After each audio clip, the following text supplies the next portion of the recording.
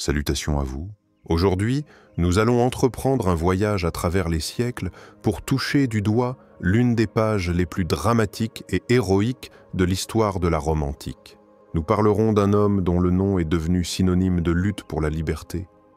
du chef de la plus grande révolte d'esclaves qui ait jamais ébranlé jusqu'à ses fondations la puissante République. Il s'agit de Spartacus. Qui était-il, cet homme qui osa défier Rome? Une légende,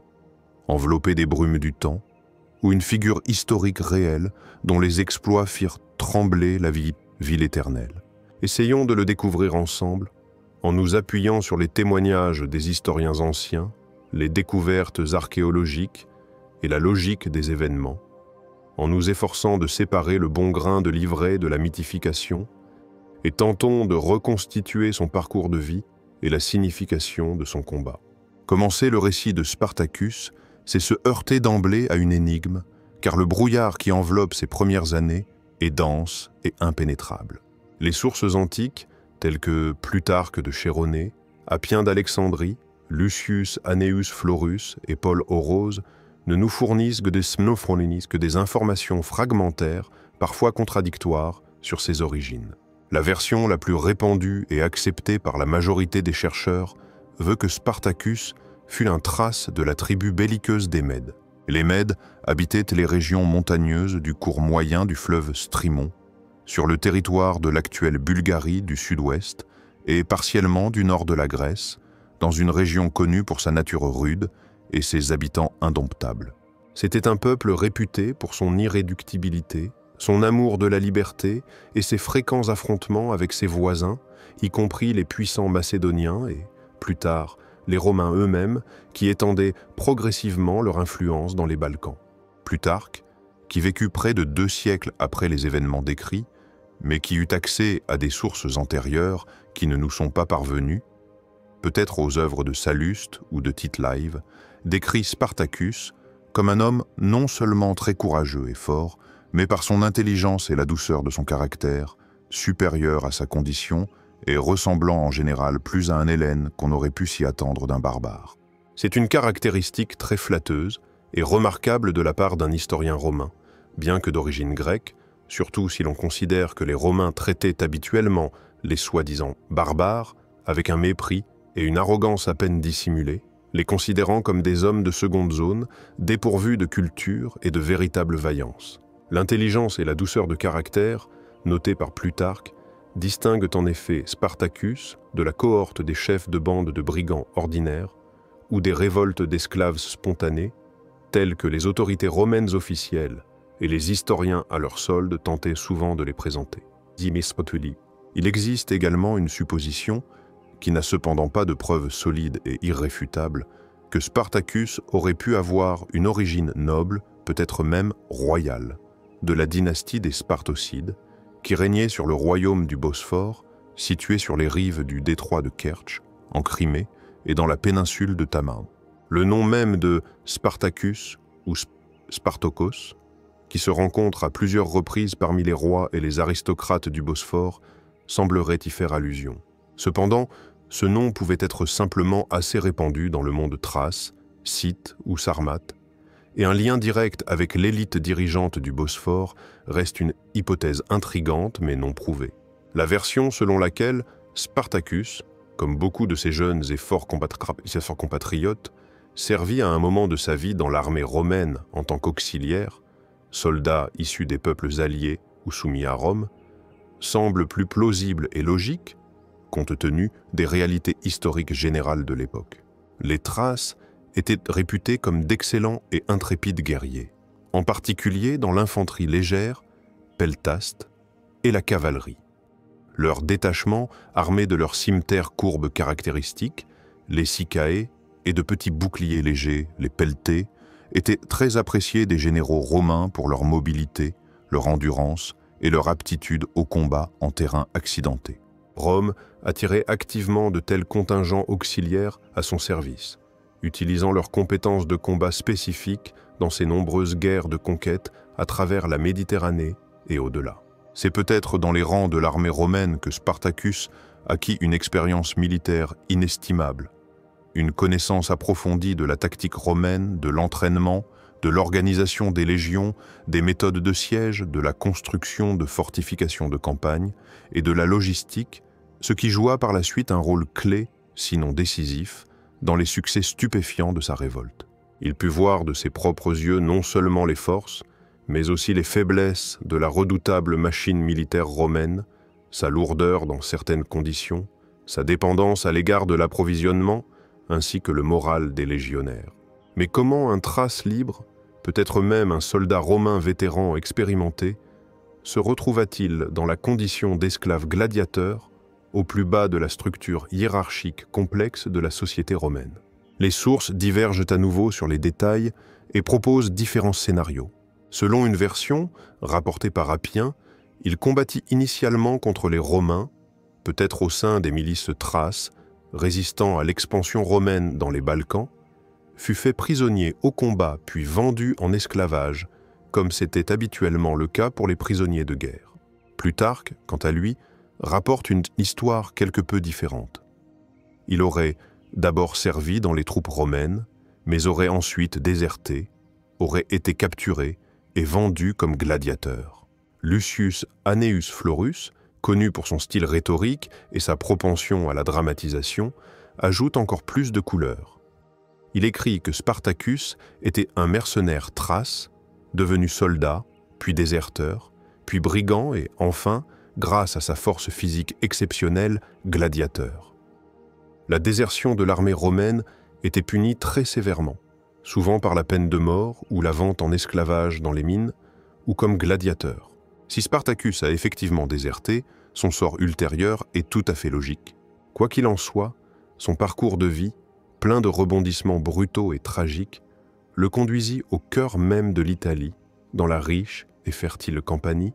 dans la ville prospère et populeuse de Capoue, qui était à l'époque l'un des plus grands centres de jeux de gladiateurs en Italie,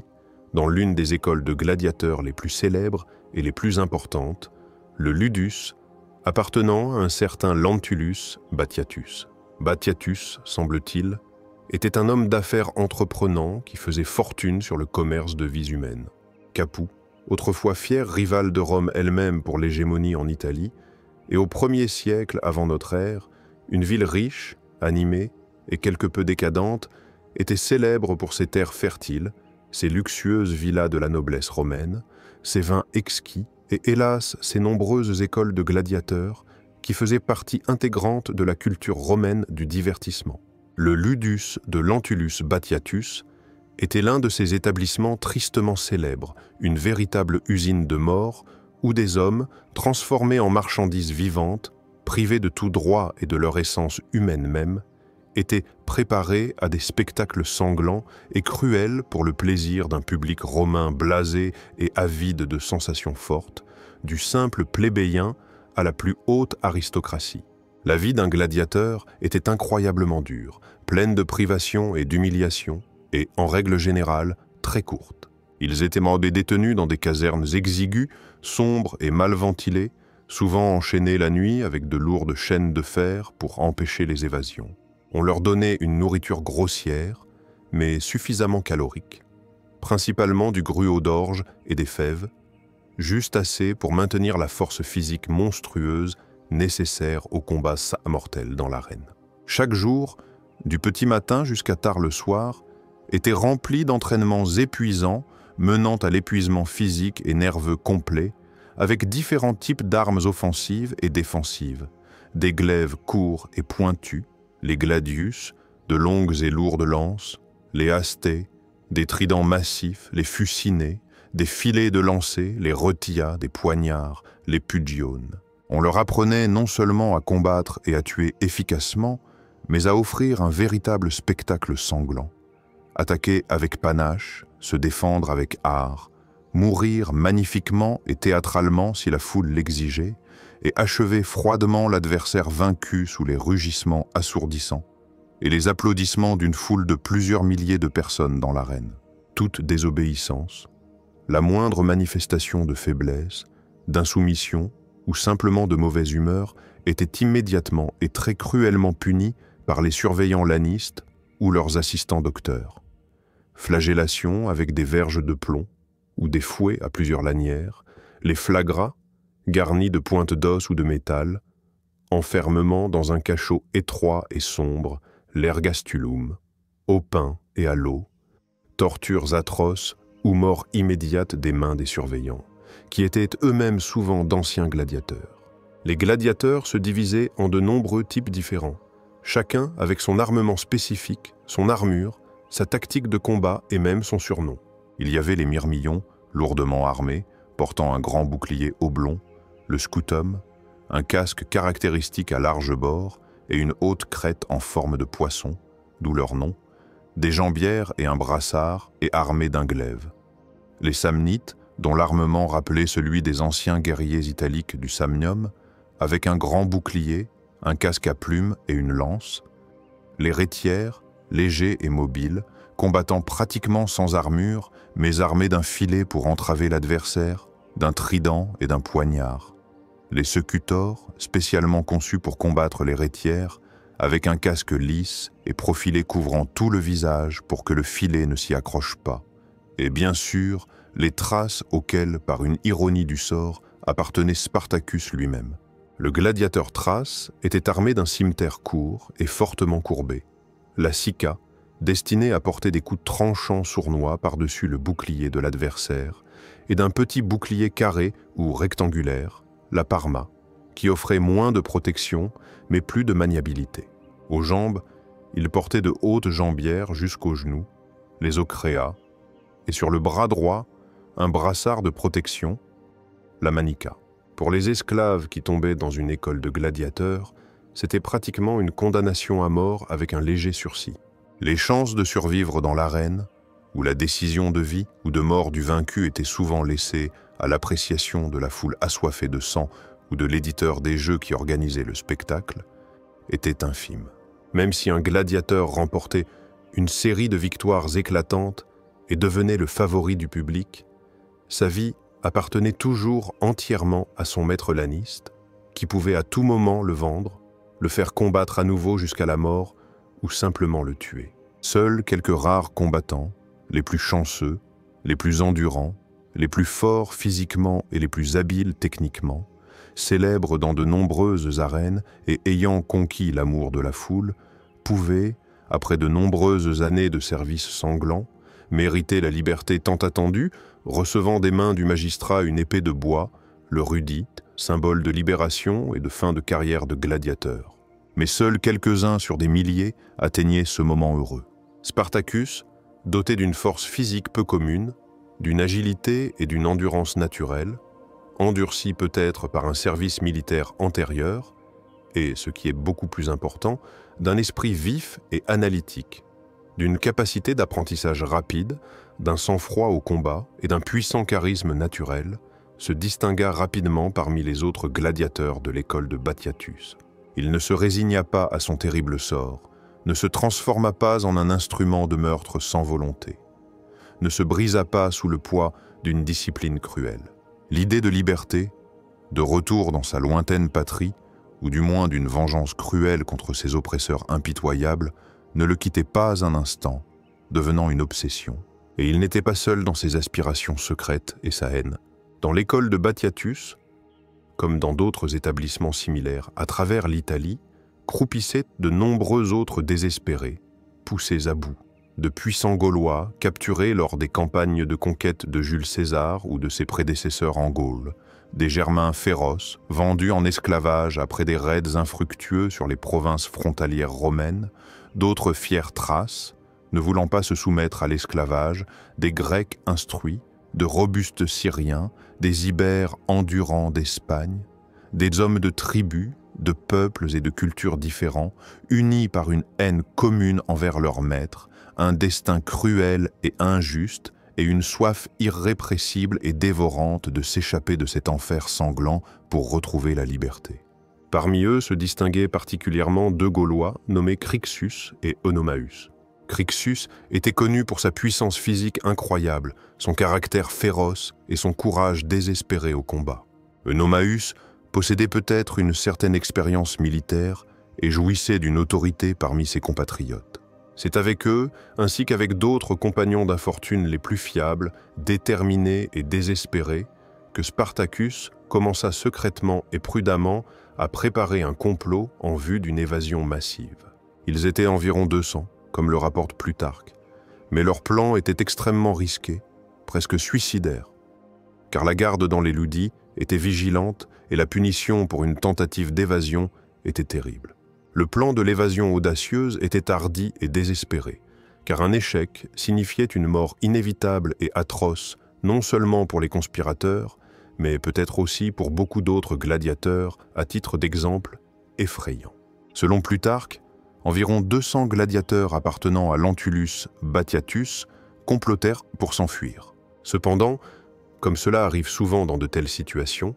un traître parmi eux dénonça le complot à l'administration de l'école. Ne voulant pas attendre un châtiment inévitable et cruel, la partie la plus déterminée et désespérée des conspirateurs, au nombre d'environ 70 ou 80 hommes, sans perdre un instant, armés de couteaux de cuisine, de broches à rôtir et de hachettes à dépecer qu'ils avaient réussi à saisir dans la confusion à la cuisine de l'école de gladiateurs, se frayèrent un chemin en combattant à travers la garde peu nombreuse et probablement surprise et non préparée à un tel développement des événements et s'échappèrent dans les rues de Capoue. Cet événement mémorable, qui marqua le début de la plus grande révolte d'esclaves de l'histoire antique, eut lieu en 73 avant notre ère. Le sort semblait favoriser les fugitifs. Dans les rues de Capoue, ils tombèrent presque immédiatement par hasard sur plusieurs chariots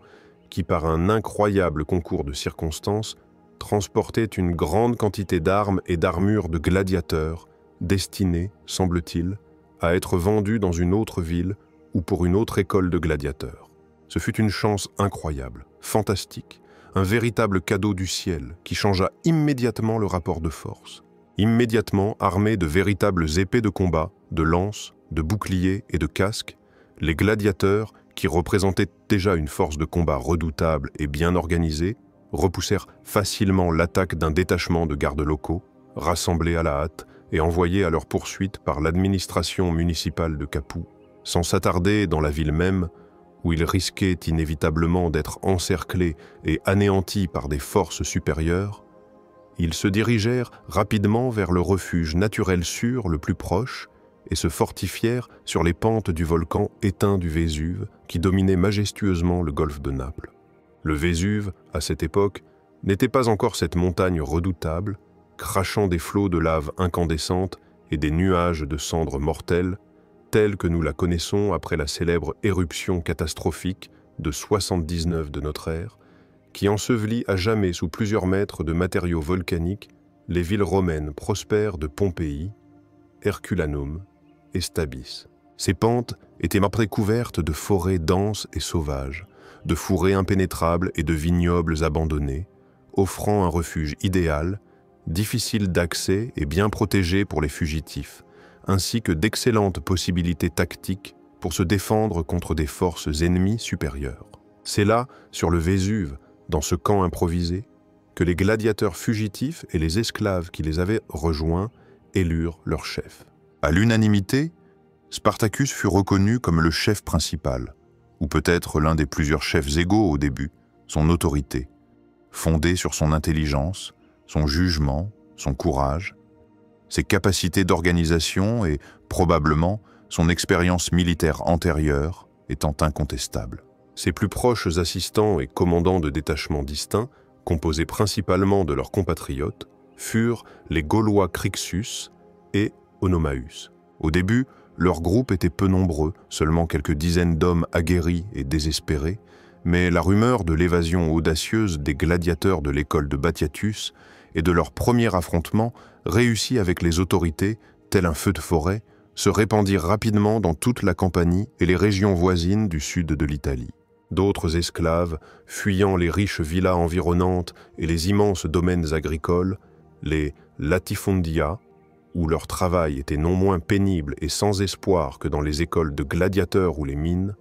commencèrent à affluer vers eux, comme des ruisseaux vers un fleuve puissant. Vinrent également des bergers libres des régions montagneuses, habitués à une vie libre, connaissant parfaitement la région et sachant manier les armes pour protéger leurs troupeaux des prédateurs et des brigands. Se joignirent aussi des paysans libres ruinés, chassés des terres fertiles par les grandes exploitations esclavagistes et ayant perdu tout espoir d'une vie meilleure. Et en général, tous ceux qui n'avaient pas rien à perdre, qui étaient poussés à l'extrême désespoir par l'oppression romaine, l'injustice et la cruauté, et qui haïssaient férocement l'ordre injuste existant, se rallièrent à Spartacus. L'armée de Spartacus commença à croître rapidement de jour en jour, se transformant d'un petit groupe de fugitifs désespérés en une force rebelle importante et redoutable, capable de défier Rome elle-même. Les autorités romaines à Capoue, puis à Rome même, au début, comme c'est souvent le cas avec les systèmes bureaucratiques, n'accordèrent pas à cet événement l'importance qu'il méritait, faisant preuve d'une négligence criminelle et d'arrogance. Eh bien, une poignée de gladiateurs s'est enfuie, une affaire somme toute banale pour l'époque, où les évasions d'esclaves n'étaient hantées pas rares. Qu'importe. Ils feront un peu de grabuge dans les environs, pilleront quelques villas de campagne, puis ils seront inévitablement capturés ou anéantis par les milices locales ou un petit détachement punitif, pour réprimer ces, comme ils les considéraient alors, bandits ordinaires et brigands. Un petit détachement mal organisé, composé principalement de miliciens rassemblés à la hâte et non entraînés, fut envoyé de Capoue sous le commandement du préteur Caius Claudius Glaber. Les Romains, y compris Glaber lui-même, étaient si sûrs d'une victoire facile et rapide sur une poignée d'esclaves mal armés qu'ils ne prirent même pas la peine d'organiser correctement les opérations militaires, faisant preuve d'une négligence, d'une incompétence et d'une arrogance romaine traditionnelle stupéfiante envers les barbares et les esclaves. Claudius Glaber, ayant sous ses ordres un détachement d'environ 3000 hommes, comme nous l'avons déjà mentionné, très probablement pas des légionnaires de métier aguerris, mais des recrues indisciplinés et mal entraînés, et des citadins sans réelle expérience du combat, bloqua avec suffisance la seule descente connue et considérée comme praticable du mont Vésuve, où les rebelles s'étaient fortifiés. Il comptait les prendre par la faim, les privant d'accès aux sources d'eau et de nourriture, ou forcer les esclaves affamés, assoiffés et désespérés à se rendre à la merci des vainqueurs, après quoi une mort atroce les attendait sans aucun doute. Il n'avait pas tenu compte d'une chose, le talent militaire exceptionnel, la volonté inflexible, la ruse,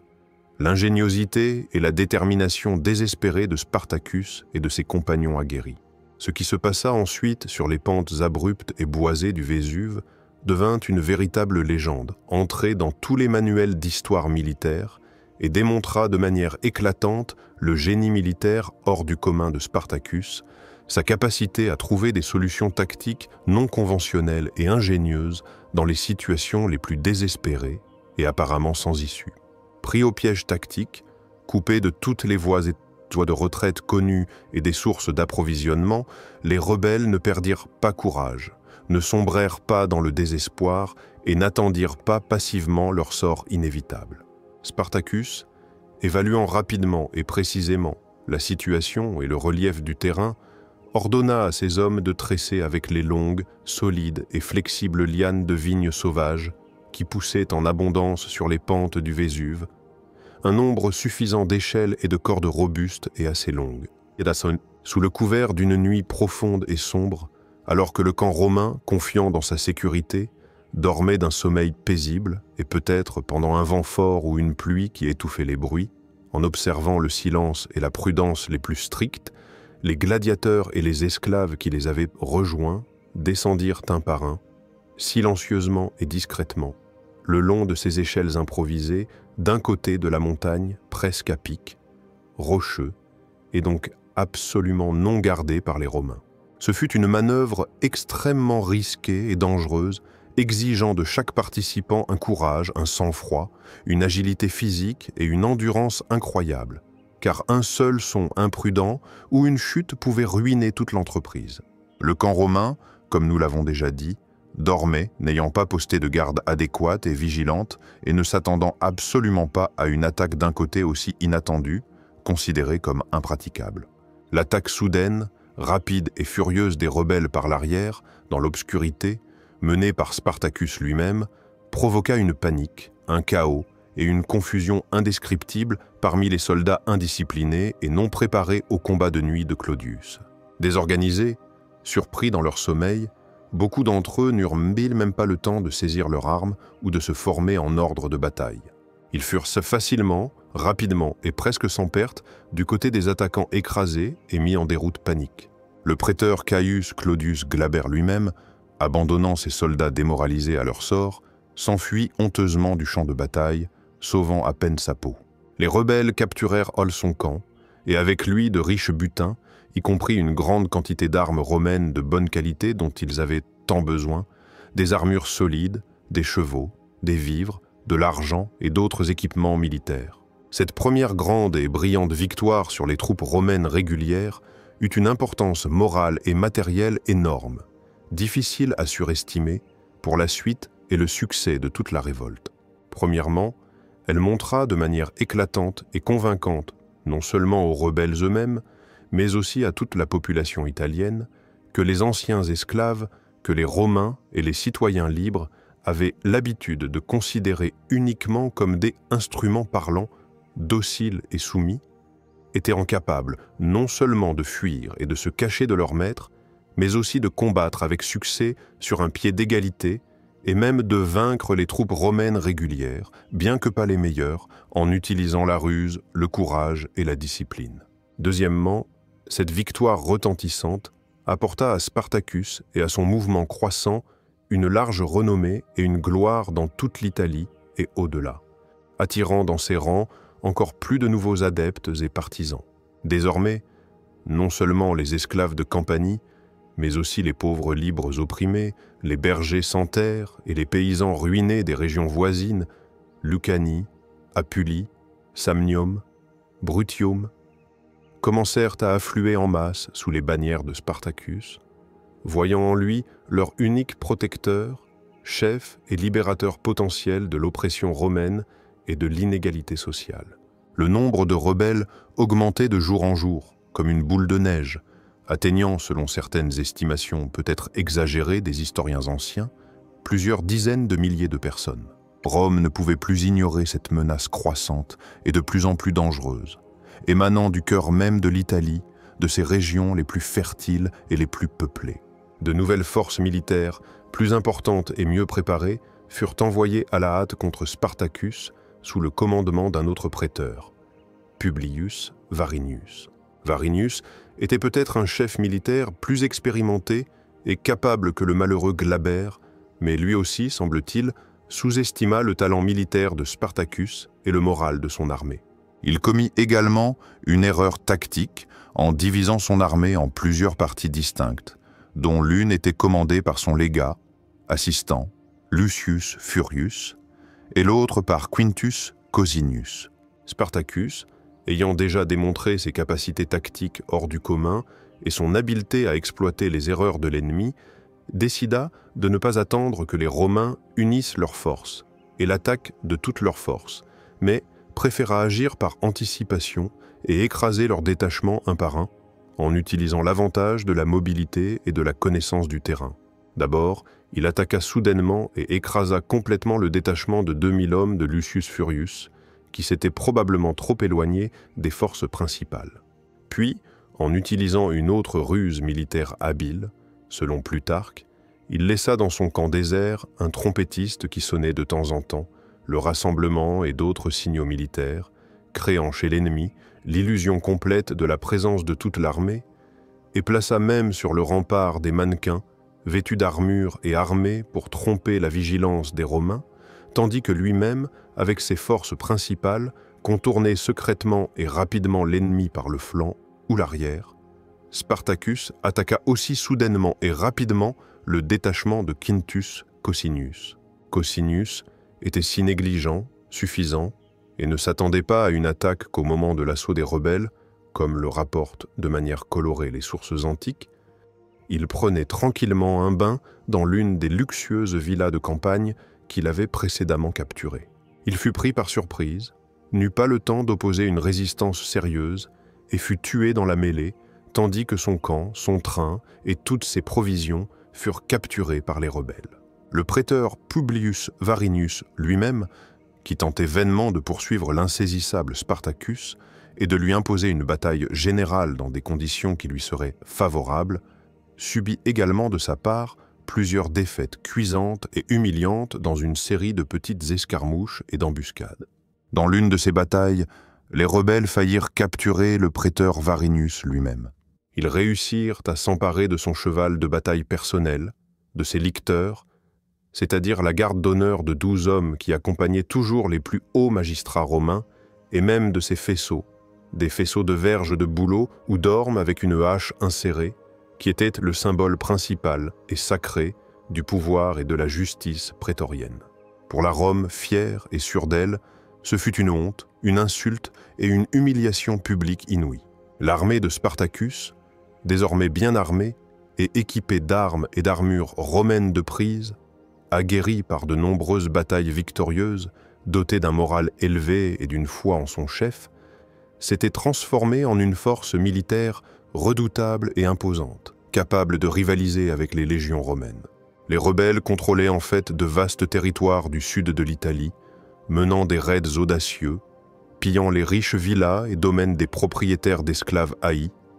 capturant de petites villes et villages, libérant partout des esclaves et grossissant leurs rangs avec eux. Leur armée continuait de croître inexorablement, attirant de plus en plus de désespérés. Au début de l'an 72 avant notre ère, c'est-à-dire environ 1 an après le début de la révolte, l'armée de Spartacus, selon diverses estimations souvent contradictoires et probablement exagérées des auteurs anciens, qu'il convient de prendre avec une certaine réserve critique, comptait entre 70 000 et 125 000 personnes,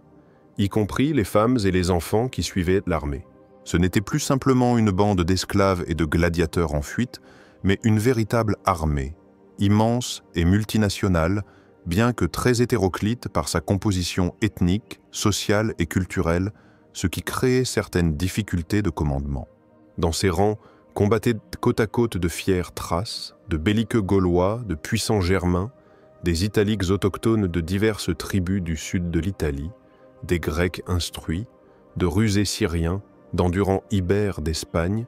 des représentants de pratiquement tous les peuples et nationalités conquis par Rome et réduits en esclavage ou poussés au désespoir par sa domination. Il y avait dans cette immense masse en mouvement des femmes et des enfants, qui suivaient leurs maris, pères et frères, partageant toutes les incroyables difficultés et dangers de la vie de campagne, et participant parfois même au combat. Spartacus se révéla durant cette période non seulement comme un chef de guerre talentueux, chanceux et charismatique,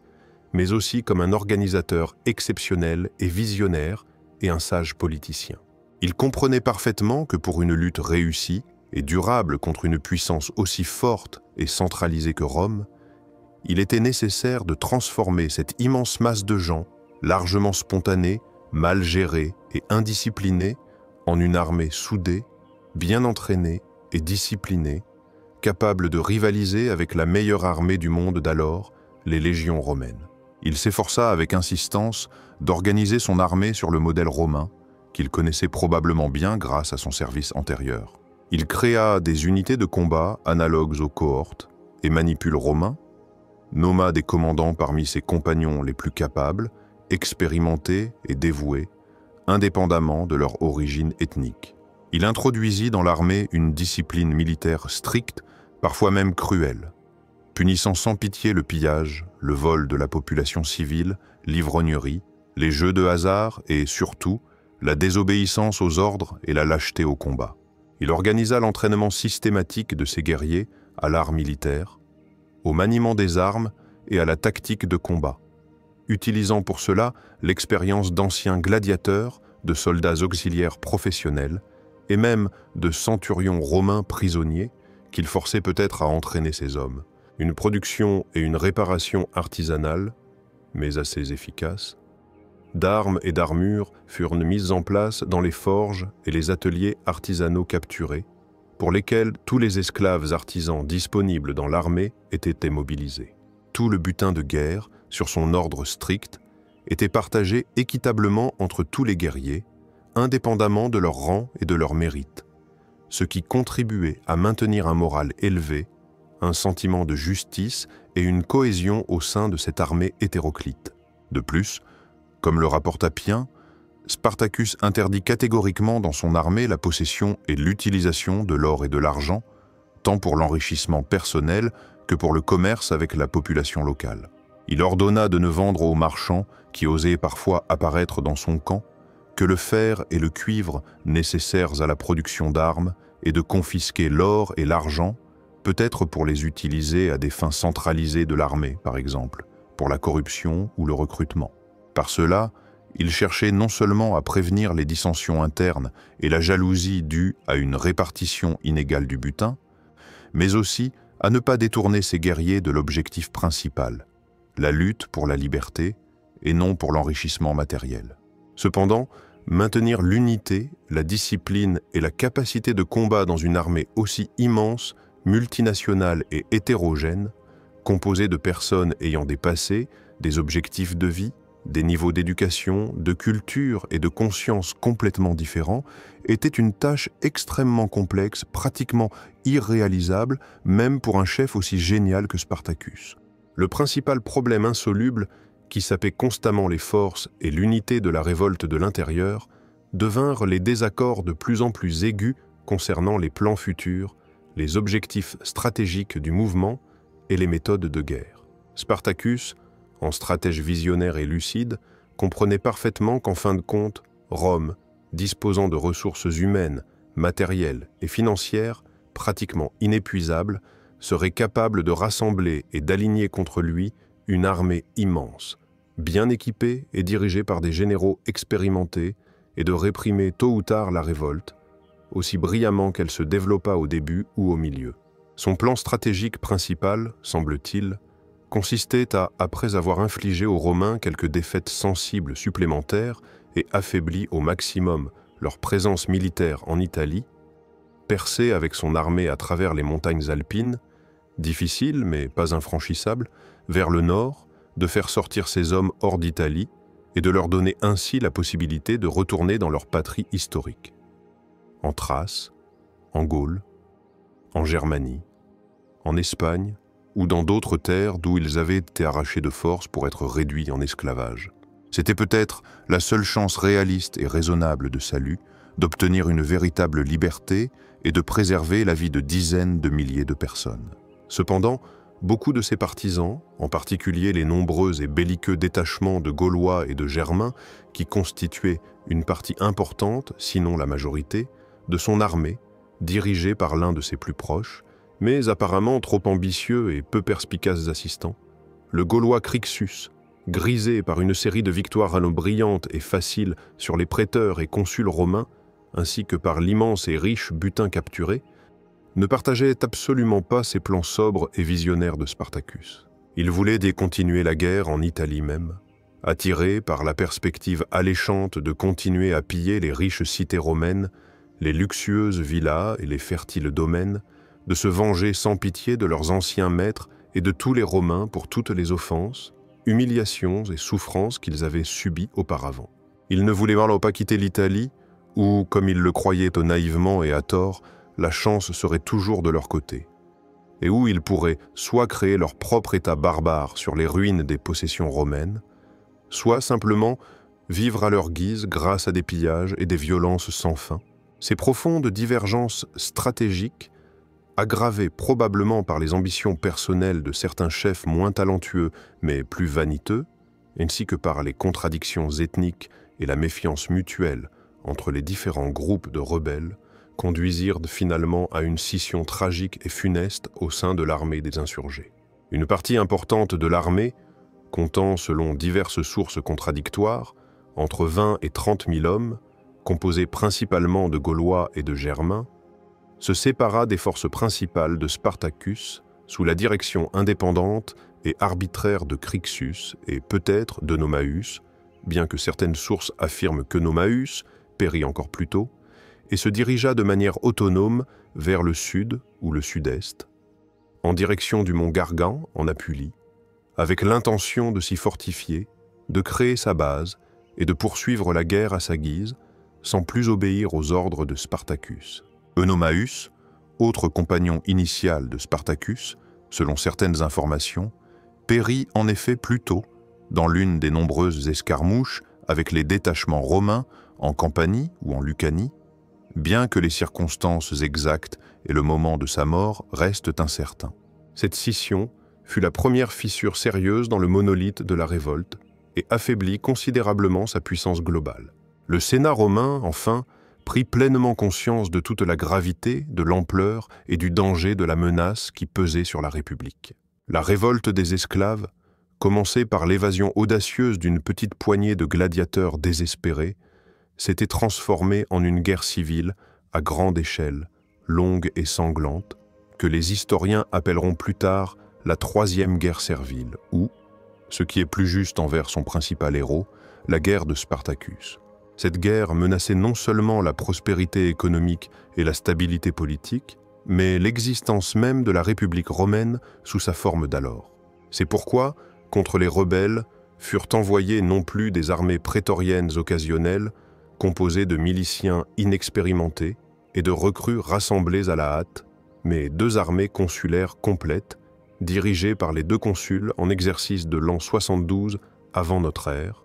Lucius Gellius Publicola et Gnaeus Cornelius Lentulus Claudianus. Chaque consul, en règle générale, menait avec lui 2, voire plus, légions de soldats romains d'élite, bien entraînés et disciplinés, sans compter de nombreuses troupes auxiliaires alliées et de la cavalerie. Rome se préparait à porter un coup écrasant et définitif aux esclaves révoltés. Les événements de l'an 72 avant notre ère sur le théâtre des opérations italiens se déroulèrent avec une rapidité kaléidoscopique et se distinguèrent par une tension et une âpreté extrême des 2 côtés. Les consuls, Lucius Gellius Publicola et Gnaeus Cornelius Lentulus Claudianus, décidèrent d'agir de concert, du moins au début de la campagne, afin, en utilisant leur supériorité numérique et une meilleure organisation, de prendre en tenaille les forces rebelles divisées et affaiblies par les dissensions internes et de les anéantir par parties, sans leur donner la possibilité de se regrouper. D'abord, le consul Lucius Gellius Publicola, qui était apparemment le plus énergique et le plus capable des 2 consuls, réussit à rattraper le détachement séparé de Crixus. Les Gaulois et les Germains, s'étant éloignés de Spartacus, campèrent nonchalamment et de manière désorganisée au pied du mont Gargane, sacré pour les tribus locales,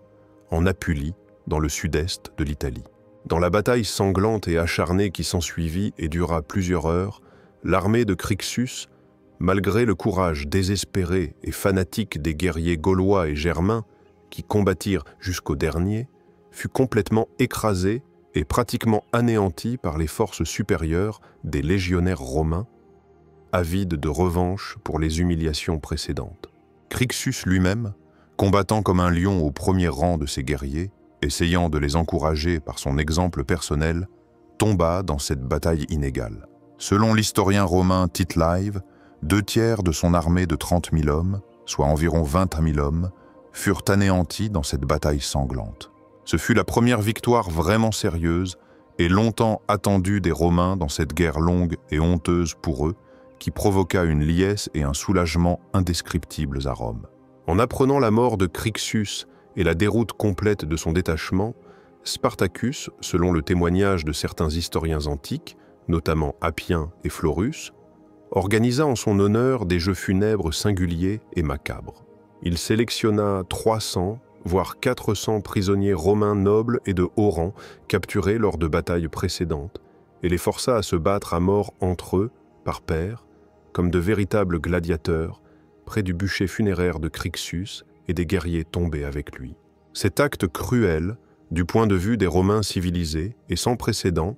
s'il eut réellement lieu sous cette forme et n'est pas une exagération ou une invention malveillante des auteurs romains cherchant à noircir et à diaboliser par tous les moyens l'image de Spartacus et de ses partisans,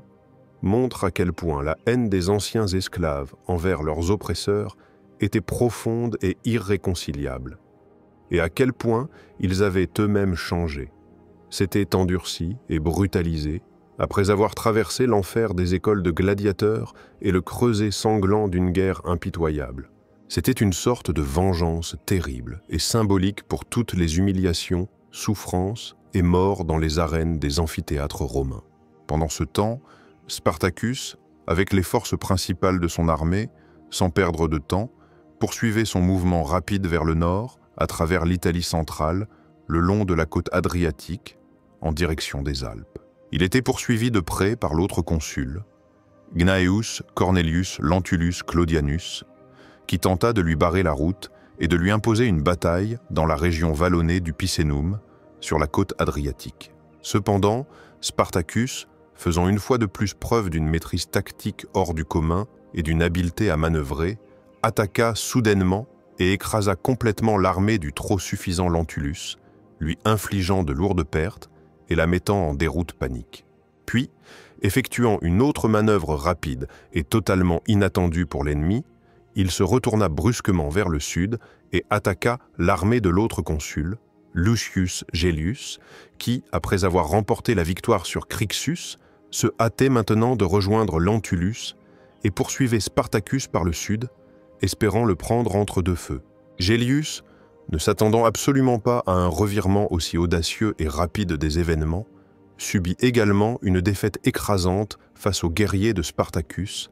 aguerris et encouragés par la victoire. Les armées consulaires, vaincues, démoralisés et ayant subi d'énormes pertes, se retirèrent en désordre complet et en panique, laissant à Spartacus le champ de bataille, leur camp et de riches butins, y compris une grande quantité d'armes, d'équipements et de prisonniers. La voie vers le nord, à travers les Alpes, semblait désormais complètement et définitivement ouverte. L'objectif tant convoité de Spartacus, faire sortir ces malheureux hommes de la maudite Italie,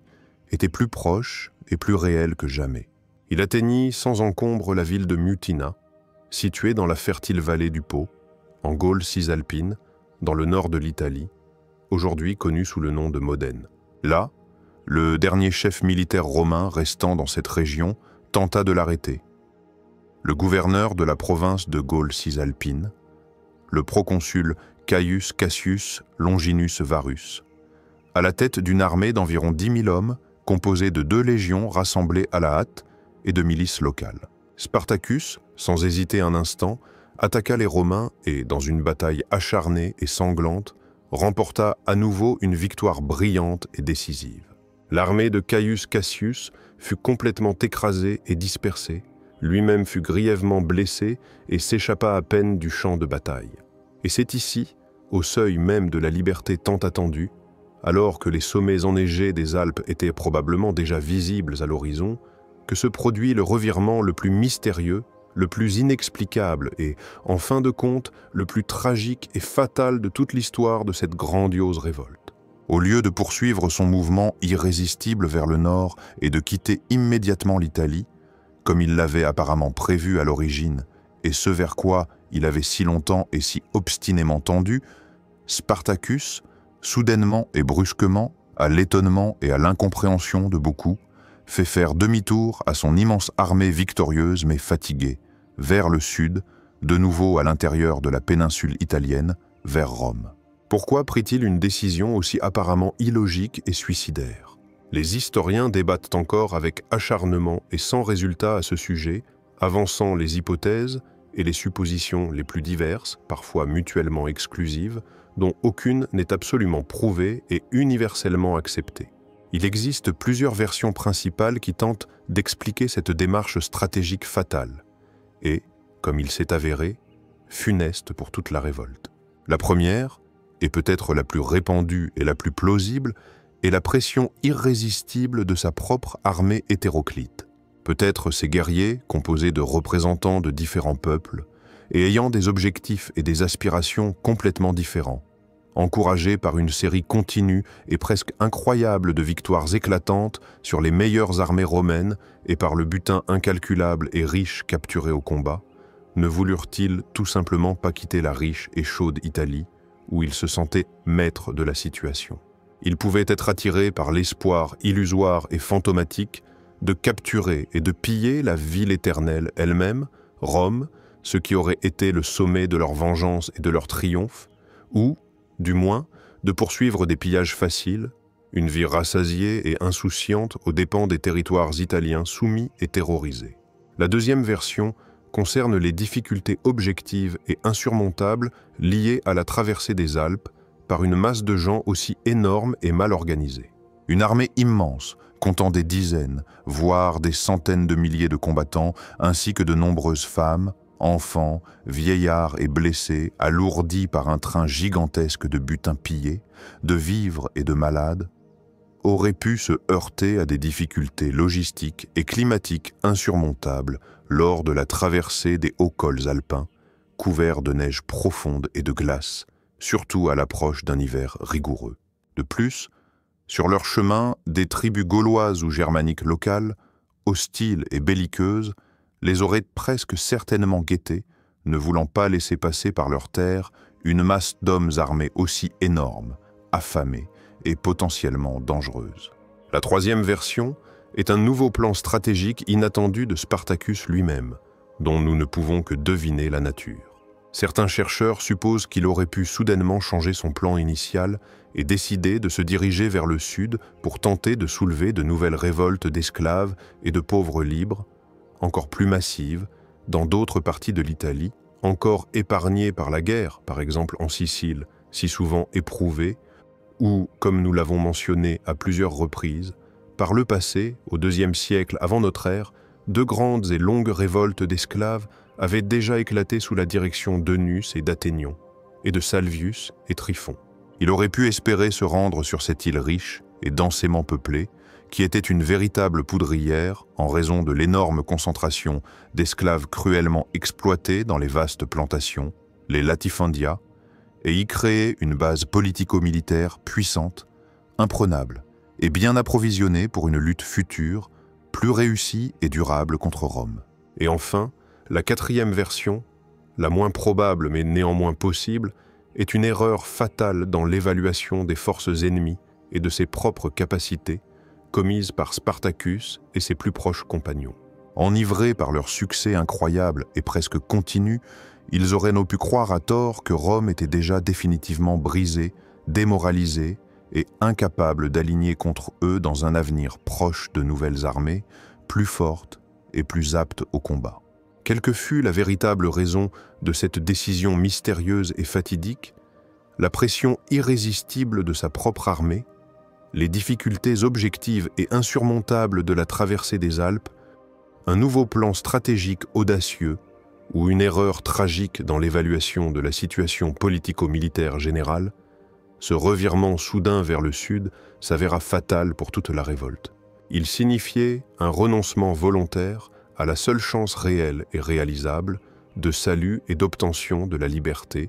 et condamnait les rebelles à une guerre d'usure longue, sanglante, et en fin de compte, sans espoir contre un adversaire incomparablement plus fort, plus riche et plus déterminé, qui ne pouvait ni ne voulait tolérer l'existence d'une armée d'esclaves indépendante et victorieuse sur sa terre italienne sacrée. Ce revirement marqua le début de la fin. Les défaites successives des armées consulaires, la déroute complète des troupes du gouverneur de la Gaule cisalpine, l'avancée rapide et imprévisible de l'immense armée de Spartacus, tantôt vers le nord, vers les Alpes, tantôt soudainement vers le sud, vers Rome, provoquèrent dans la ville éternelle une panique véritable et indescriptible, comparable peut-être seulement à la terreur primitive du temps de l'invasion catastrophique d'Hannibal pendant la Deuxième Guerre punique, lorsque le général carthaginois se tenait aux portes de Rome. Le Sénat, l'aristocratie romaine et toute la population de la ville étaient en proie à une confusion, une peur et un désarroi complet. Il devint absolument évident que des mesures ordinaires et standards ne suffiraient plus à maîtriser cette révolte sans précédent par son ampleur et sa fureur. Des pouvoirs extraordinaires, des ressources énormes et surtout un général véritablement capable, déterminé et impitoyable, capable d'assumer l'entière responsabilité, était nécessaire. Dans cette situation critique, presque désespérée pour la République, le commandement de toutes les forces militaires destinées à la guerre contre Spartacus fut confié à l'unanimité à l'un des hommes les plus influents, puissants et riches de la Rome d'alors, Marcus Licinius Crassus. Crassus appartenait à l'ancienne gens plébéienne, mais très noble, riche et influente des Licinies, qui avait donné à Rome de nombreux consuls et généraux. C'était un homme extrêmement ambitieux, calculateur, déterminé, ne reculant devant aucun moyen, même le plus douteux, pour atteindre ses objectifs politiques et financiers. Il possédait des capacités d'organisation hors du commun, une volonté de faire et, ce qui n'était pas négligeable dans la politique romaine, une fortune immense, quasi incalculable, qu'il avait réussi à amasser, notamment lors des guerres civiles sanglantes entre Caius Marius et Lucius Cornelius Sylla, en profitant des confiscations massives de biens et des exécutions des opposants politiques de Sylla. Les fameuses proscriptions. Crassus aspirait désespérément et depuis longtemps à une véritable gloire militaire, à des victoires éclatantes et à un triomphe, afin de se hisser au même rang que son principal et plus chanceux rival politique, le jeune, talentueux et déjà célèbre Gnaeus Pompeius, surnommé le Grand, qui revenait triomphalement d'Espagne à cette même époque après avoir définitivement réprimé la longue et dangereuse révolte du dernier général marianiste, Quintus Sertorius. La guerre contre Spartacus, que beaucoup d'autres aristocrates et généraux romains auraient préféré éviter prudemment en raison de son caractère peu prestigieux et honteux. La guerre contre des esclaves, même aussi dangereux, était considérée à Rome comme une affaire humiliante et indigne d'un véritable noble romain, était pour l'ambitieux Crassus une chance unique et longtemps attendue de prouver enfin sa valeur en tant que chef militaire, de mériter la plus haute récompense militaire, le triomphe, et de renforcer considérablement son influence politique et son autorité à Rome. Crassus reçut du Sénat alarmé des pouvoirs extraordinaires, imperium proconsulaire, et sous son commandement, 6 nouvelles légions fraîchement recrutées et bien équipées, auxquelles il joignit immédiatement les restes des armées consulaires vaincues et démoralisées de Lucius Gellius et de Gnaeus Lentulus, qu'il soumit également à une sévère réorganisation et épuration. Ainsi, l'effectif total de son armée, selon diverses estimations, atteignait entre 40 et 50, voire 60 000 soldats romains bien entraînés, disciplinés et avides de revanche pour les défaites précédentes. Il se mit immédiatement, et avec toute la détermination et la cruauté qui le caractérisaient, à rétablir un ordre et une discipline de fer dans ses troupes, qui étaient fortement démoralisées par les échecs précédents et les rumeurs sur l'invincibilité de Spartacus. Lorsque l'un de ses légats, un certain Mummius, contrairement à l'ordre direct et catégorique de Crassus de ne pas engager le combat avec Spartacus avant l'arrivée des forces principales et de ne pas risquer inutilement, attaqua avec suffisance et imprudence l'arrière-garde des rebelles et subit une nouvelle défaite honteuse et sensible, Crassus, pour couper court à toute désobéissance et restaurer la discipline ébranlée, appliqua aux cohortes fautives la décimation,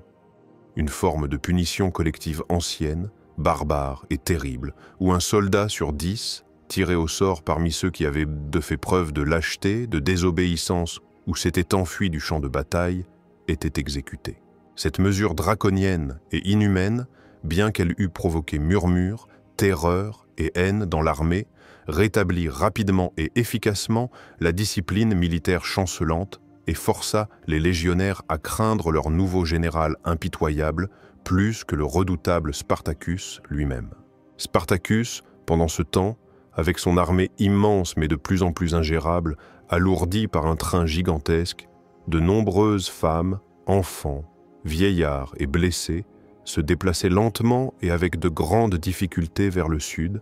à travers toute l'Italie,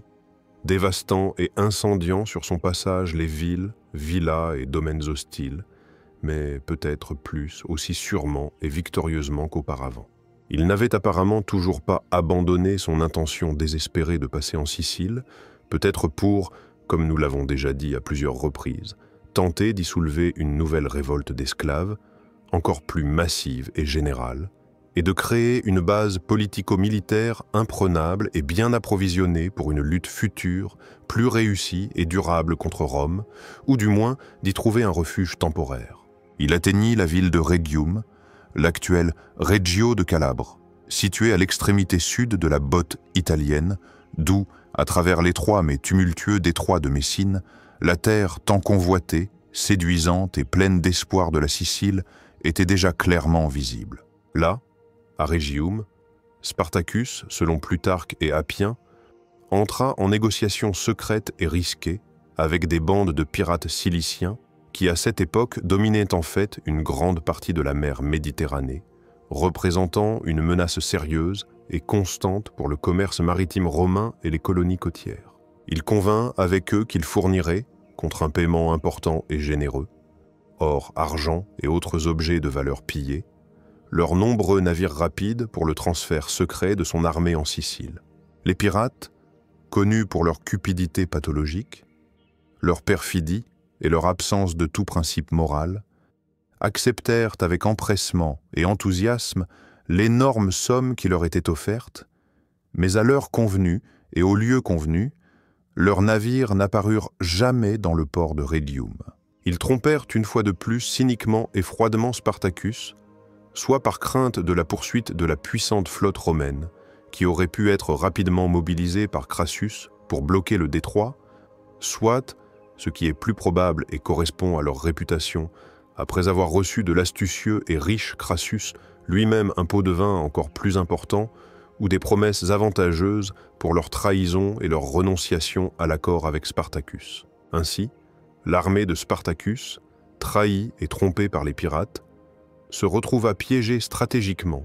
enfermée sur la petite péninsule montagneuse et pauvre en ressources alimentaires du Brutium, l'actuel Calabre. Crassus,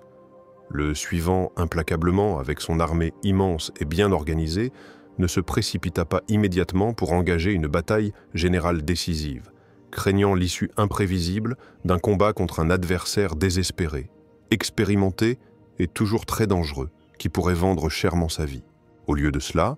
il décida d'utiliser sa supériorité numérique écrasante, la discipline de fer de ses légions et les capacités d'ingénierie et de fortification de l'armée romaine, célèbres dans le monde entier. Sur son ordre, les légionnaires creusèrent en un temps incroyablement court, quasi record, un fossé immense, profond et large, et érigèrent derrière lui un rempart de terre haut, puissant et imprenable, renforcé sur tout son périmètre par une palissade en bois, des tours de guet et d'autres ouvrages défensifs. Cette ligne de fortification gigantesque, s'étendant, selon Plutarque, sur 300 stades, soit environ 55 km,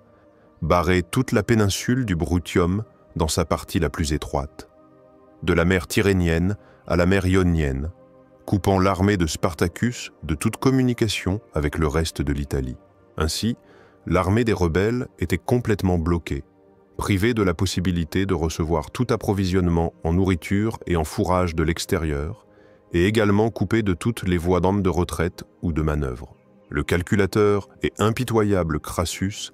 était absolument certain qu'il pourrait maintenant facilement et sans grande perte prendre par la fin cette armée immense, mais condamnée, ou du moins la forcer à tenter un assaut suicidaire et perdu d'avance contre ses fortifications de campagne imprenables. La situation de Spartacus et de ses hommes devint véritablement désespérée. La situation des rebelles, enfermés dans la péninsule du Brutium comme dans une souricière, devint véritablement désespérée et sans issue. Les réserves de nourriture, déjà maigres, s'épuisèrent rapidement et une terrible famine commença à sévir dans le camp. L'hiver approchait. Un hiver qui, dans les régions montagneuses de Calabre, peut être assez rigoureux, avec des vents violents, des pluies et même de la neige, et la plupart des guerriers épuisés de Spartacus n'avaient ni vêtements chauds ni abris fiables contre les intempéries. Dans le camp surpeuplé et insalubre, des épidémies de diverses maladies, dysenterie, typhus, scorbut, éclatèrent, emportant chaque jour de nombreuses vies, en particulier parmi les femmes, les enfants et les personnes affaiblies par la malnutrition. Le moral, encore si élevé il y a peu, commença à chuter rapidement. L'abattement, le désespoir, les murmures et même un mécontentement ouvert face aux actions des chefs apparurent dans les rangs des rebelles. Crassus,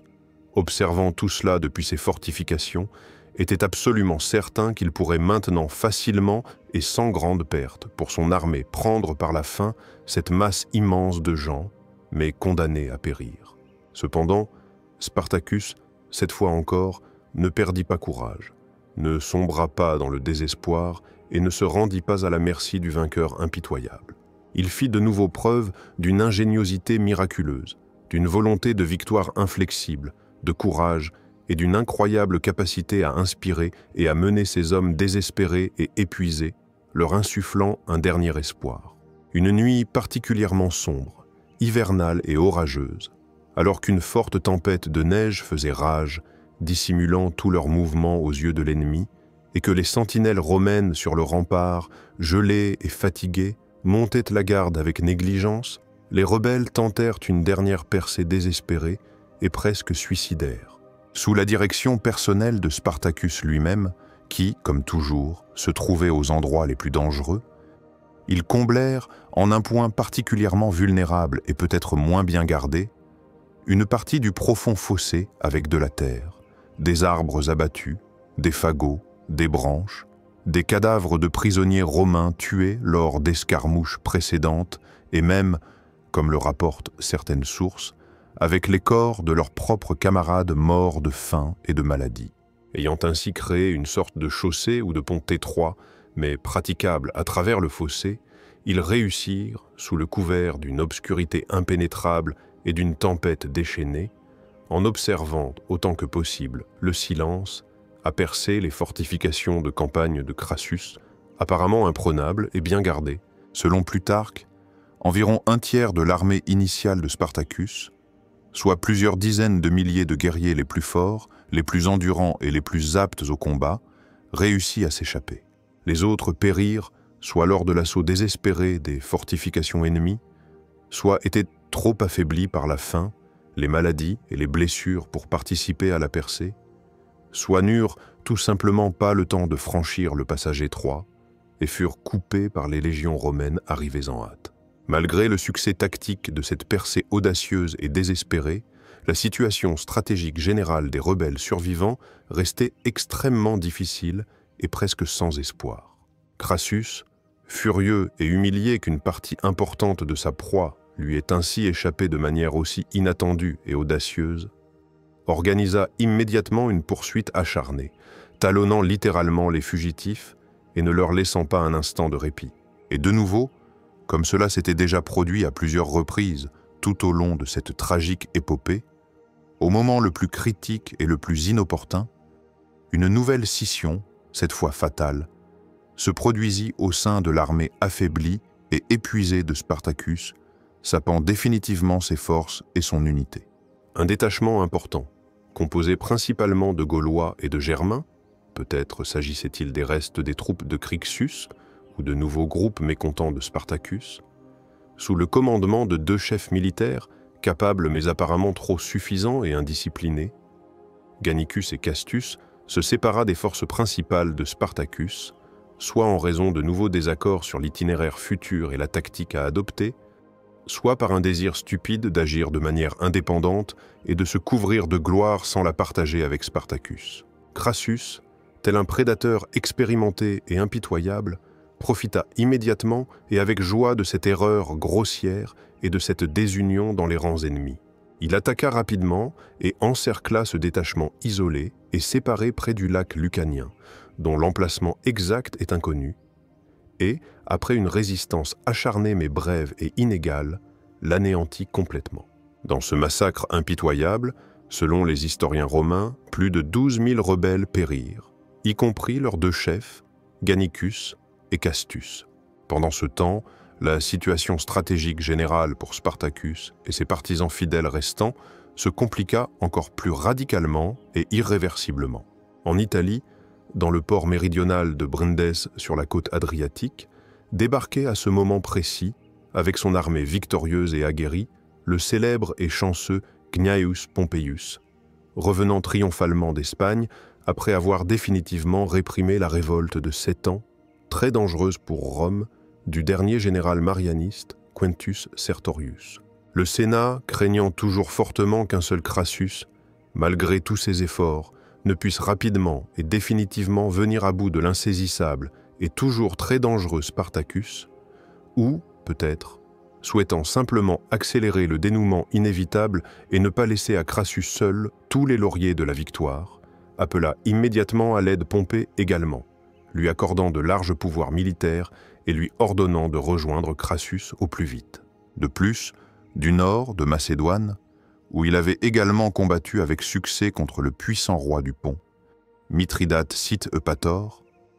un autre général romain expérimenté se hâtait déjà à la rescousse, le proconsul Marcus Terentius Varro Lucullus,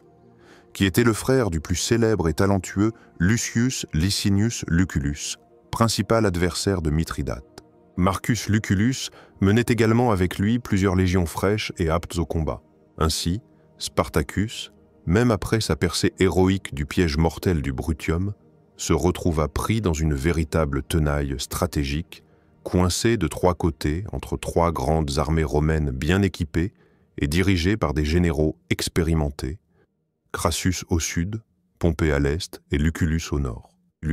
Il comprenait parfaitement que le temps jouait désormais exclusivement contre lui et que son armée, épuisée, décimée et privée de tout espoir d'aide, ne pourrait pas résister longtemps à de telles forces romaines unies et supérieures. Dans cette situation, absolument désespérée et sans issue, Spartacus, selon Plutarque, tenta une dernière, presque vaine, tentative pour sauver au moins une partie de ses hommes. Il essaya d'entrer en négociation avec Crassus, lui proposant de conclure la paix à des conditions acceptables, peut-être même honorables pour les deux parties,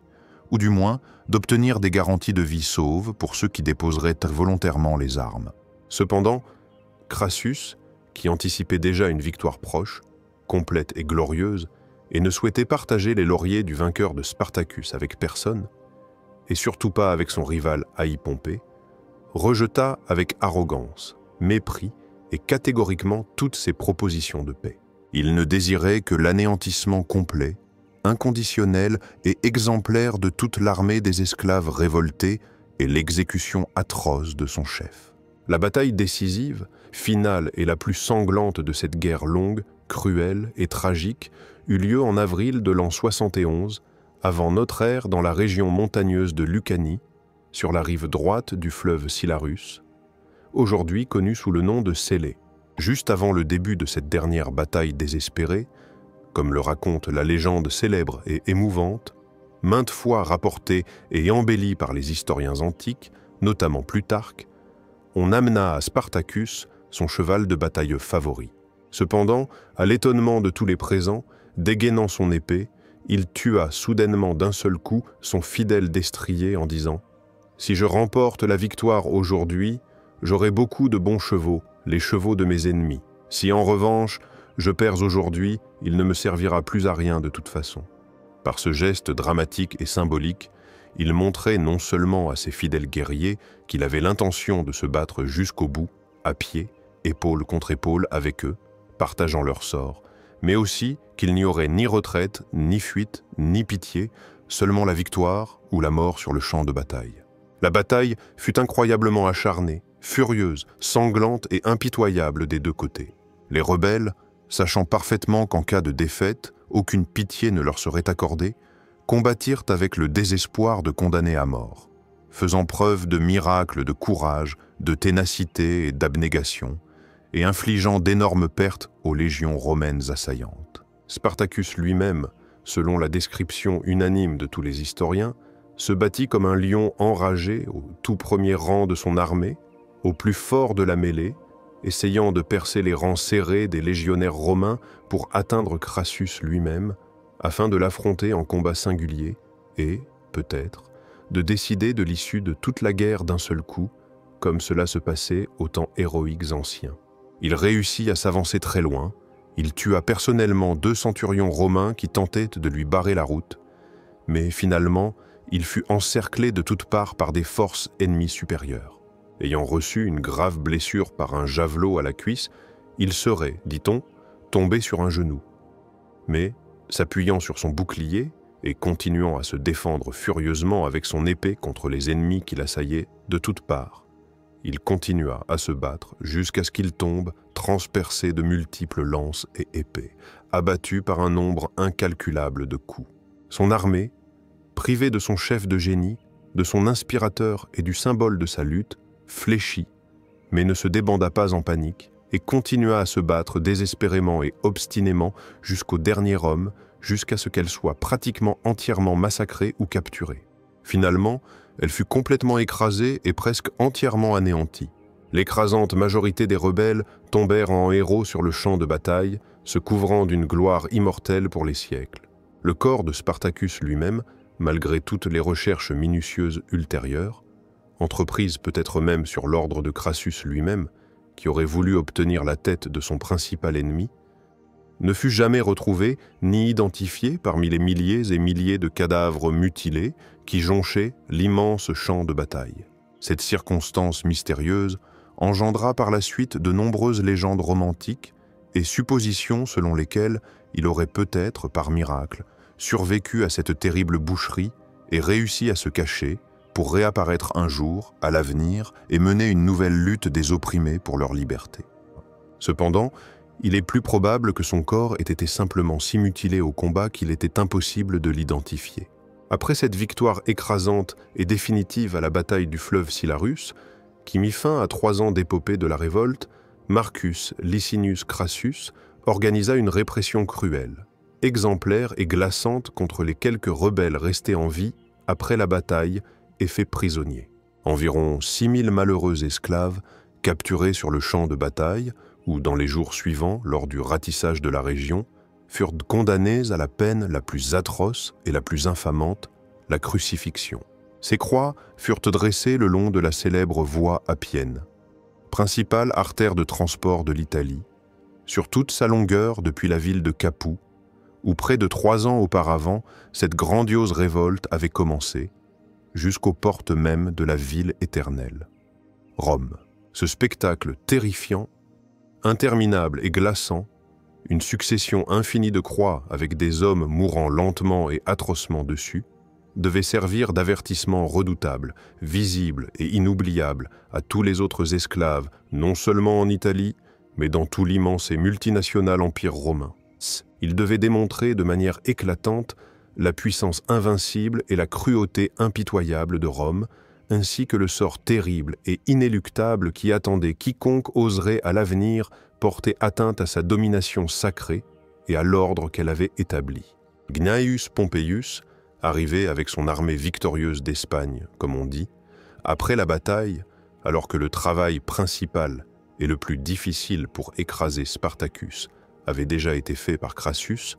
réussit tout de même à apporter sa modeste contribution à la répression finale de la révolte. Il parvint à intercepter et à anéantir sans grande difficulté un détachement assez important, d'environ 5000 fugitifs spartacistes qui, après la défaite écrasante du Silarus, avaient réussi d'une manière ou d'une autre à éviter la captivité et tentaient désespérément de se frayer un chemin vers le nord, à travers les Alpes, vers la liberté. Après cette victoire facile et mineure, comparée au mérite de Crassus, lui qui ne brillait pas par sa modestie et cherchait toujours à s'attribuer tous les succès, écrivit avec suffisance, vantardise et un certain manque de tact dans son rapport au Sénat. Crassus a sans aucun doute vaincu les esclaves fugitifs en bataille rangée, mais moi, j'ai complètement détruit la racine même de cette guerre longue et dangereuse. Cette déclaration, sans cérémonie et mensongère, qui minimisait ouvertement les mérites réels de Crassus et s'attribuait sans vergogne le rôle décisif dans la répression finale de la révolte, provoqua une indignation, une fureur et un ressentiment juste et profond chez l'ambitieux Crassus et marqua le début de leur longue, acharnée et irréconciliable rivalité politique, qui joua par la suite un rôle très important et largement tragique dans le destin de la République romaine déclinante et conduisit à sa chute finale. Bien que Crassus, sans aucun doute, eût remporté une victoire décisive et historique sur Spartacus et eût en fait sauvé Rome d'une menace terrible et réelle, le triomphe complet, la plus haute et la plus convoitée distinction militaire à Rome, accordée uniquement aux généraux romains les plus éminents pour des victoires éclatantes sur des ennemis étrangers, ne lui fut jamais accordée. Au lieu de cela, le Sénat, déçu et offensé, ne lui accorda que ce que l'on appelait un petit triomphe, une ovation, au cours de laquelle le général entrait dans la ville non pas sur un char de triomphe luxueux tiré par 4 chevaux blancs, mais modestement à cheval,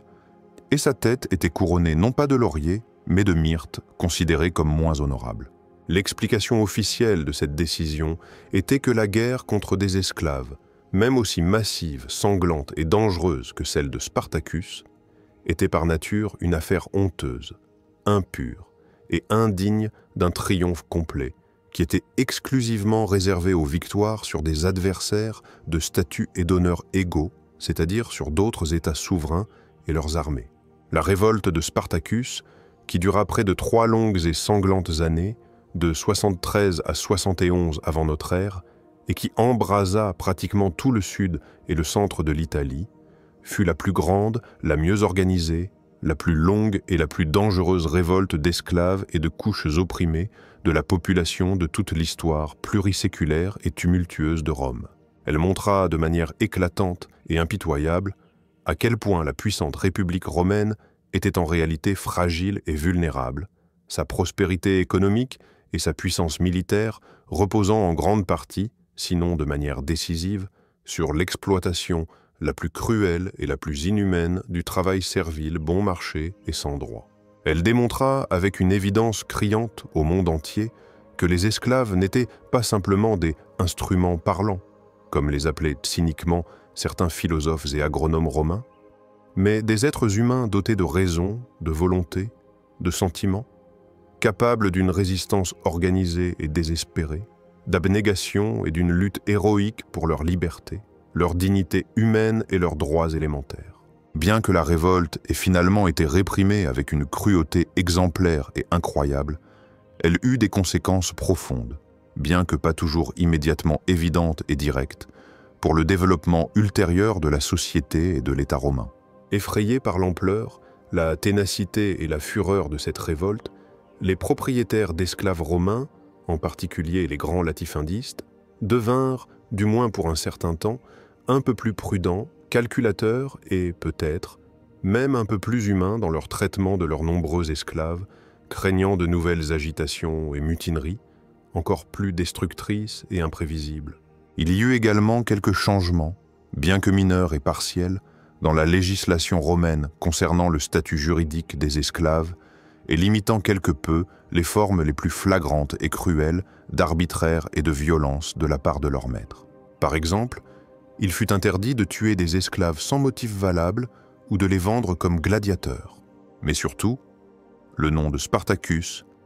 malgré toutes les tentatives désespérées des autorités romaines officielles et des historiens corrompus de le vouer à l'oubli total, de l'effacer de l'histoire ou de le présenter comme un simple brigand sanguinaire, un meurtrier et un ennemi du genre humain, devint un symbole immortel. Symbole de quoi? Pour la Rome officielle et ses nombreux apologistes, il fut et resta sans aucun doute un rebelle dangereux et perfide, un bandit impitoyable, un destructeur de l'ordre sacré et établi par les dieux, une terrible menace pour l'existence même de l'État, de la civilisation et de tous les fondements de la société. Mais pour les générations suivantes, en particulier pour les opprimés, les déshérités, les exploités et ceux qui luttaient pour leurs droits et libertés élémentaires dans le monde entier, Spartacus se transforma en un héros légendaire, presque mythique, en un symbole éclatant et inoubliable de la volonté indomptable de liberté, du courage désintéressé, de la noblesse chevaleresque, de la vaillance militaire, du sacrifice de soi au nom d'idéaux élevés et humains et de l'incroyable capacité d'un simple petit homme à lancer un défi audacieux et désespéré à une tyrannie puissante, sans âme et impitoyable. Son image héroïque et tragique inspira d'innombrables combattants contre l'esclavage, le servage, l'oppression féodale et toutes les formes d'oppression sociale et nationale à l'époque moderne et contemporaine, de la révolution haïtienne menée par le génial Toussaint Louverture au mouvement abolitionniste pour la libération des esclaves noirs aux États-Unis d'Amérique au XIXe siècle. Le grand philosophe, économiste et fondateur de l'idéologie communiste allemand Karl Marx, dans l'une de ses lettres à son ami Friedrich Engels, qualifia avec admiration Spartacus de type le plus splendide de toute l'histoire antique, de grand général,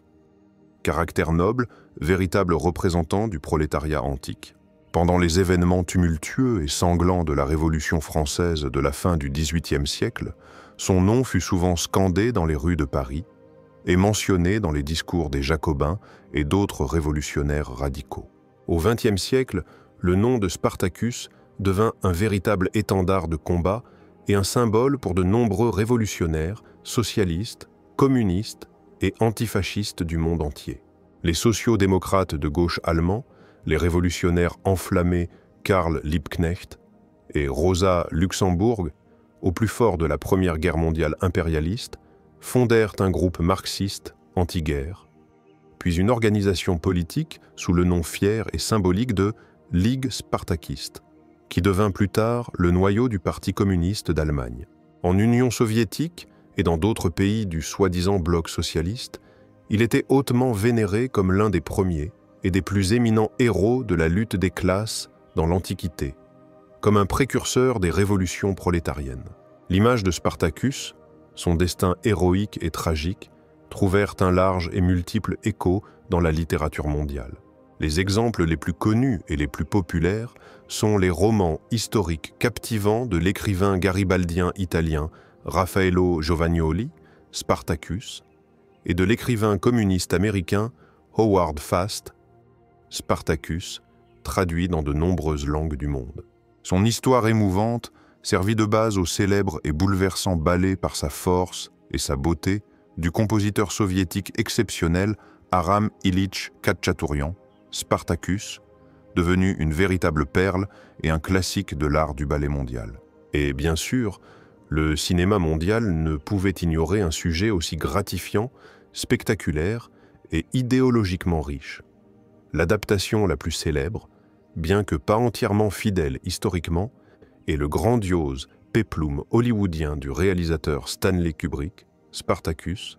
tourné en 1960 avec le légendaire Kirk Douglas dans le rôle principal, ainsi que des séries télévisées plus récentes et moins connues, proposant leurs propres interprétations, parfois très libres, de ces événements dramatiques. L'histoire de Spartacus n'est pas simplement un récit captivant et sanglant d'une révolte d'esclaves grandiose et tragique dans la Rome antique. C'est, avant tout, une histoire éternelle, universellement humaine et toujours actuelle sur l'esprit humain indomptable, sur l'aspiration innée et inextinguible de chaque homme, de chaque être vivant à la liberté, à l'indépendance et à la justice, une aspiration qu'il est impossible d'éradiquer, de réprimer ou d'anéantir par quelques chaînes, quelques prisons, quelques tortures ou quelques répressions les plus cruelles soient-elles. C'est une histoire impressionnante et inspirante sur la façon dont un seul homme, issu des plus basses couches de la société d'alors, un esclave gladiateur sans droit,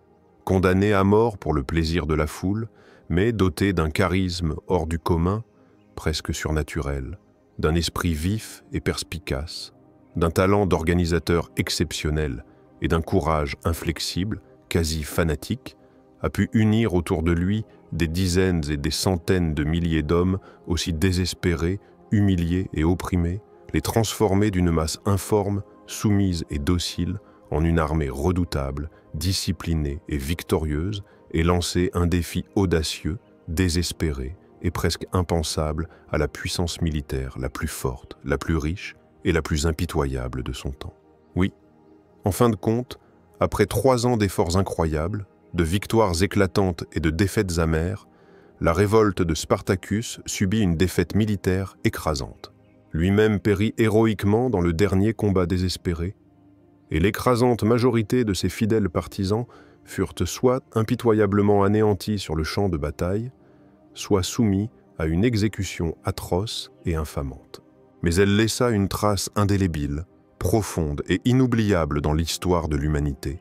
dans sa mémoire sociale et sa culture. Elle montra, avec une évidence et une clarté criante, que tout système sociopolitique fondé sur l'oppression totale des uns par les autres, sur une injustice sociale flagrante, sur un mépris cynique de la personne humaine et de ses droits élémentaires, sera toujours intrinsèquement instable, éphémère et engendrera inévitablement la résistance, la protestation et la lutte sous une forme ou une autre, ouverte ou cachée. Elle força même la Rome sûre d'elle, fière et apparemment invincible, à trembler d'horreur et à réfléchir, ne serait-ce qu'un instant, au prix terrible et démesuré qu'elle devait payer pour sa domination mondiale, pour sa grandeur impériale construite sur le sang, la sueur et les os de millions et de millions d'esclaves sans droit, qui constituaient la base de son économie florissante et de la vie luxueuse de sa classe dirigeante. Spartacus ne laissa derrière lui aucun écrit, aucun manifeste politique,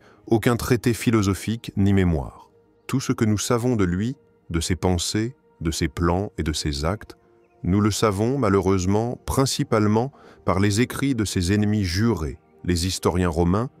qui, naturellement, pour la plupart, cherchèrent à le présenter, lui et sa révolte, sous le jour le plus négatif, le plus sombre et le plus défavorable, comme une manifestation de sauvagerie, de barbarie et de fureur destructrice aveugle. Et pourtant, sa véritable image, purifiée de siècles de calomnie, de distorsions malveillantes et d'exagérations romantiques, a traversé les millénaires, non seulement sans ternir ni se perdre dans les âges, mais, au contraire, en s'enrichissant de nouveaux sens, interprétations, significations symboliques et légendes inspirantes. Pourquoi donc son histoire étonnante et tragique nous émeut-elle, nous touche-t-elle et nous inspire-t-elle encore autant, plus de 2000 ans après sa mort? Peut-être parce que la lutte éternelle et irréconciliable pour la liberté, l'égalité, la justice et la dignité humaine n'est pas simplement un sujet abstrait pour les recherches historiques ou les discussions philosophiques, mais une valeur éternelle, impérissable et universelle, pertinente pour toute société, toute culture et toute époque historique. Tant qu'il y aura dans le monde injustice, oppression sous quelque forme que ce soit, inégalité sociale, discrimination et violation des droits humains élémentaires, le nom fier et immortel de Spartacus résonnera comme un tocsin, comme un appel redoutable à l'action, comme un rappel éternel et inextinguible que même dans les situations les plus désespérées, les plus sans issue et les plus critiques en apparence, il y a toujours place pour l'héroïsme, pour le courage, pour la résistance au mal et pour un espoir inextinguible en un avenir meilleur, plus juste et plus humain. Il était un simple thrace d'une tribu barbare sauvage et indomptable, devenu un gladiateur sans droit et méprisé, un esclave transformé en général de génie, en stratège et en chef d'une immense armée de libération. Il perdit sa dernière bataille décisive et sa guerre, mais il gagna à jamais l'immortalité dans la mémoire reconnaissante de l'humanité. Telle est l'histoire aux multiples facettes, complexes, instructives et éternellement actuelles de Spartacus, pleine d'un drame incroyable et captivant, d'un héroïsme sans précédent, quasi surhumain, et d'une tragédie universelle des plus profondes. Une histoire qui nous apprend à toujours et partout chérir la liberté comme le bien suprême, à nous souvenir et à honorer ceux qui n'ont pas craint de donner leur vie pour elle, et à ne jamais, en aucun cas, nous résigner à l'injustice, à la tyrannie et à l'oppression. J'espère que notre récit détaillé d'aujourd'hui vous a été non seulement intéressant, mais aussi instructif, vous faisant réfléchir à de nombreuses questions importantes et éternelles de l'existence humaine.